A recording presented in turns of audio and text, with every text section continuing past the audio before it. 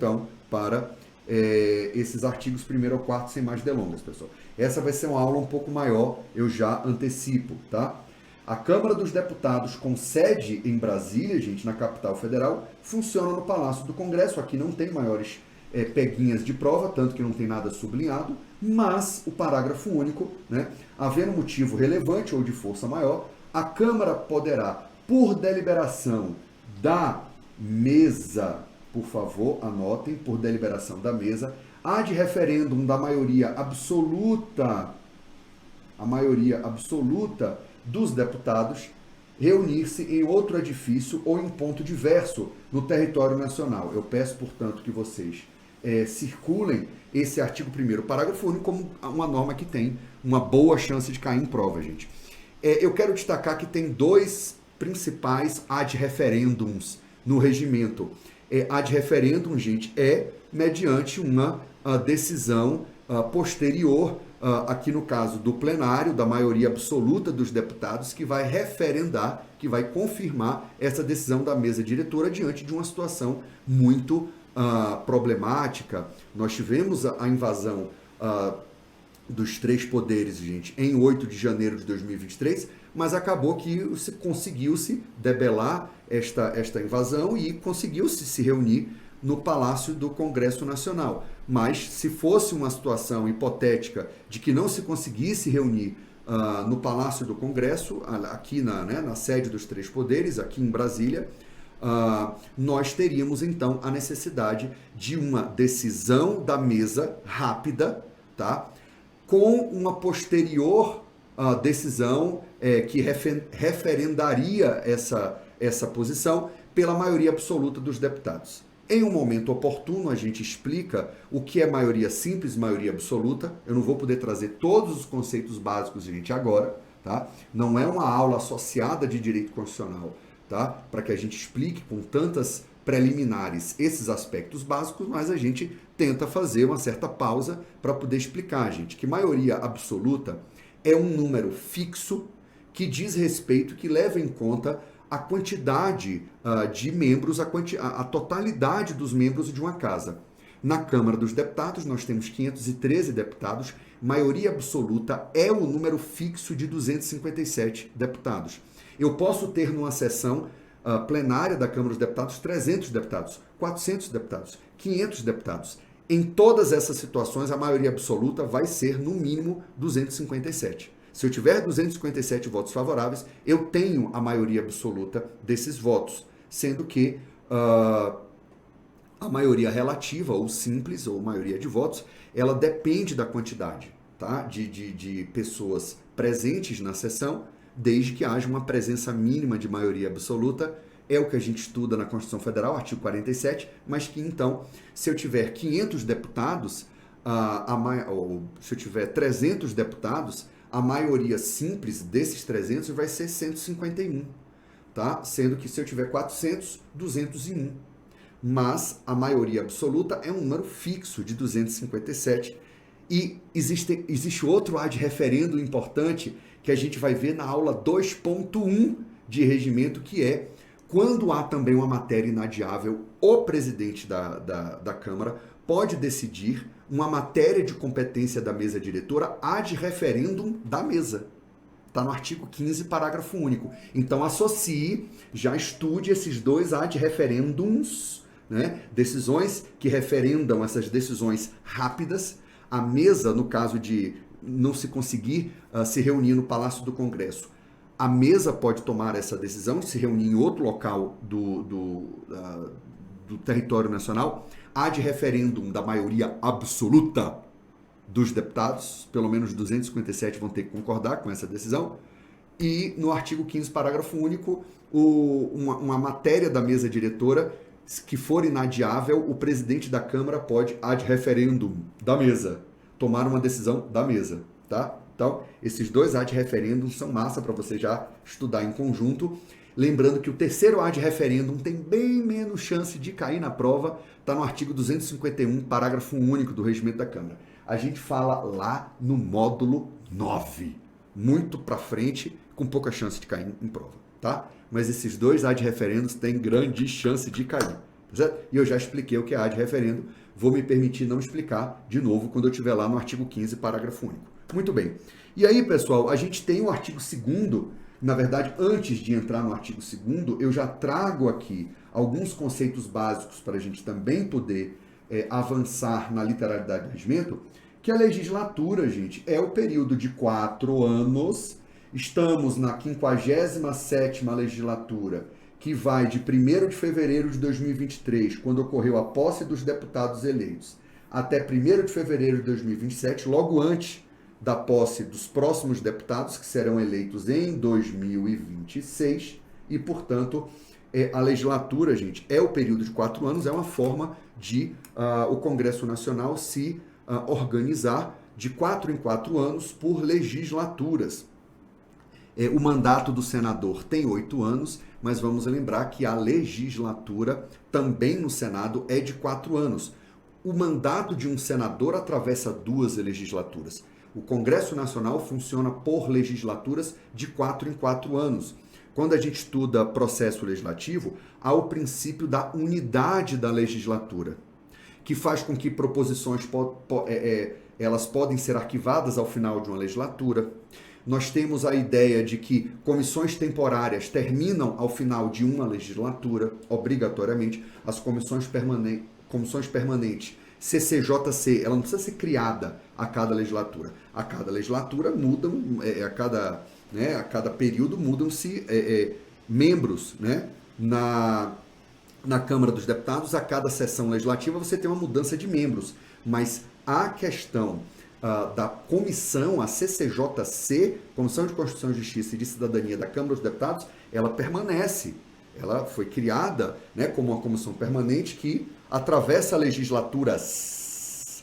Uma CPI, ao final de uma legislatura, ela tem que ser encerrada, ainda que ela seja retomada com o mesmo nome, mas com um outro requerimento de 1/3, né, de membros daquela casa legislativa. Câmara dos Deputados, 171, né, deputados, que equivalem a 1/3 dos deputados, vai ter que ter um novo requerimento, porque uma comissão temporária, ela obrigatoriamente, no final de uma legislatura, ela termina. Então, o Congresso funciona por legislaturas, tá? E nós estamos na 57ª, uma sequência que começou em 1826, e nós estamos na 57ª. É legal você memorizar isso, tá certo? E nós temos também, gente, o conceito de sessão legislativa, que quando a prova de concurso, gente, trouxer apenas a palavra sessão legislativa, ela está se referindo à ordinária, tá? Porque quando a questão de prova quer se referir à sessão legislativa extraordinária, ela usa a palavra extraordinária ou convocação extraordinária, tá? E a SLO, tá? Que é a sessão legislativa ordinária, ou, né, a SL, porque se não tiver a palavra ordinária ou extraordinária, estamos nos referindo à ordinária, é um intervalo anual que vai de dia de Iemanjá, gente, tá? Para quem é baiano não pode esquecer isso aqui, 2 de fevereiro a 17 de julho, olha que também repete o número 7, repetiu o número 2, repetiu o número 7. E de 1º de agosto, aqui não tem repetição, aí lascou, até 22 de dezembro. 2 patinhos na lagoa, vote a FIF 22. Bom, isso aí é muito antigo, né? Candidato a FIF Domingos. Então, nós temos, isso foi uma campanha presidencial lá de trás. Então, dia 22 de dezembro, gente, nós temos 2 patinhos na lagoa. É o final da sessão legislativa. Aqui nós temos um recesso no meio do ano, mas a ideia de 17 de julho, tá? E 2 de fevereiro. Poxa, gente, tem que memorizar tanto essas datas, tá? Não deixe de saber, não. 2 do 2, 17 do 7, ó, tem uma repetição aí.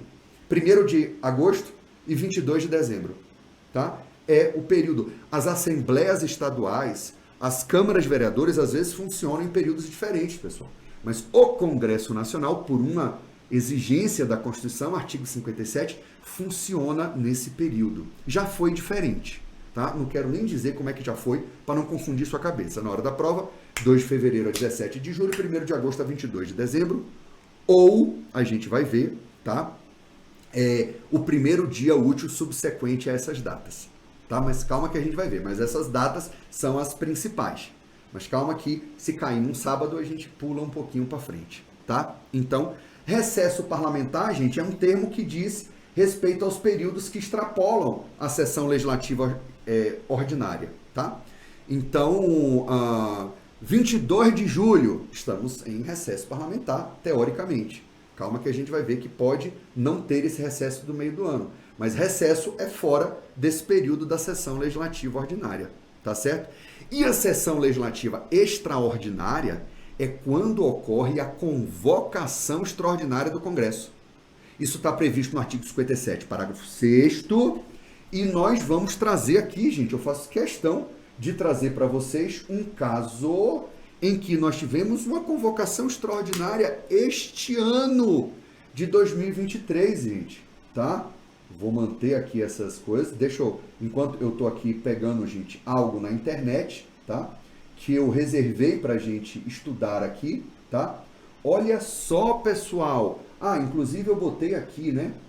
Olha só, gente, em janeiro de 2023, aqui eu estou no site da Câmara, tá? Estou no site da Câmara, gente, uma parte que tem lá a íntegra das sessões e as notas taquigráficas das sessões de janeiro de 2023. Léo, o que foi que aconteceu em 1º de janeiro de 2023 que nós tivemos uma convocação extraordinária? A posse do presidente e do vice-presidente da República, gente. Luiz Inácio Lula da Silva e Geraldo Alckmin, tá? É uma hipótese de sessão extraordinária, de sessão legislativa extraordinária, convocação extraordinária, prevista no artigo 57, parágrafo 6º. Qual outra hipótese, Léo? Me dá um outro exemplo. Tivemos no dia 9 de janeiro, gente, tá? Por causa da invasão do Congresso Nacional no dia 8, nós tivemos no dia 9, tá? Se a gente clicasse aqui no dia 9 para ver a íntegra da sessão, a gente estaria aqui, ó, pimba. Câmara dos Deputados, primeira sessão legislativa ordinária. Não, isso aqui é 9 de janeiro de 2023. Na verdade, gente, isso aqui não sei se está... primeira sessão legislativa ordinária, 57ª? Mais ou menos. Porque isso aqui, na verdade, foi a 56ª legislatura, mas a gente estava enfim, gente, a gente já estava na 4ª sessão, enfim, eu não sei o que eles quiseram colocar com isso aqui não. Porque, na verdade, nós já tínhamos ultrapassado a 4ª sessão legislativa ordinária, tá? Não era a sessão legislativa ordinária, tá, gente? Era a sessão legislativa extraordinária. A galera endoidou aqui. Mas era isso aqui, ó. Estávamos na 56ª legislatura, porque a 57ª começou em 1º de fevereiro de 2023 com a posse, tá? Aqui teve um errinho na hora de fazer essa ata dessa sessão, tá? Esse registro.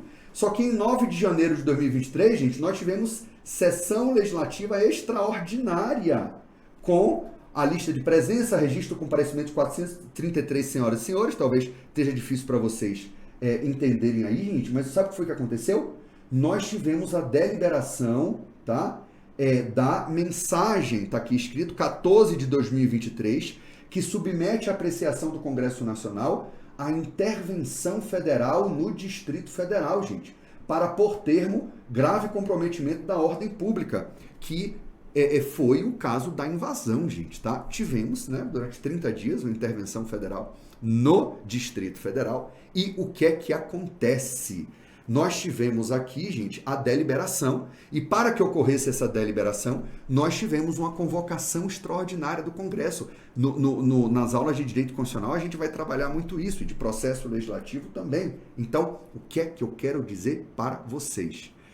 Em casos de convocação extraordinária, nós temos sessão legislativa extraordinária, tá? Fora dos períodos de 2 de fevereiro a 17 de julho, 1º de agosto a 22 de dezembro.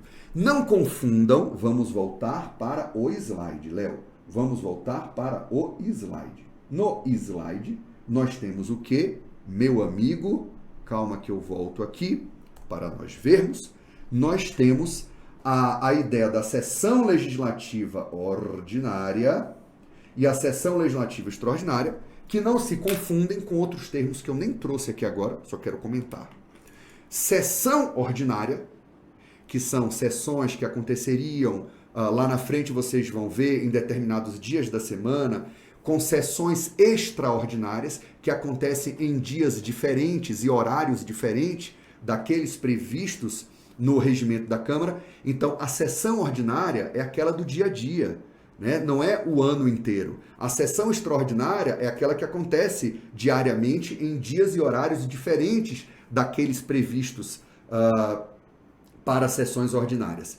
Quero já antecipar que há muitos anos a Câmara dos Deputados funciona muito mais por sessões extraordinárias do que por sessões ordinárias. Porque isso dispensa breves comunicações, isso dispensa, ou pelo menos dispensa pequeno expediente, grande expediente, toda um rigor regimental que não se coaduna com a rapidez, hoje em dia, das sessões da Câmara e, portanto, é muito mais comum nós termos sessões extraordinárias do que sessões ordinárias convocadas, no dia a dia. Só que isso é um papo para o Routier falar com vocês quando ele falar sobre as sessões, tá certo? Quando eu, na verdade, então, vou aqui falar apenas por enquanto de sessão legislativa ordinária, sessão legislativa extraordinária, tá certo? Muito bem. Então, deixa a sessão ordinária e a sessão extraordinária para o decorrer do curso. Lembrando também que a sessão legislativa ordinária é formada de 2 períodos. Se fala primeiro período legislativo, de 2 de fevereiro a 17 de julho, segundo período legislativo. Então, cada legislatura tem 4 sessões legislativas ordinárias e nós temos 8 períodos legislativos em uma legislatura. Primeiro período, segundo período da primeira sessão legislativa ordinária e por aí vai. Vocês entenderam, tá? Período legislativo é o semestre.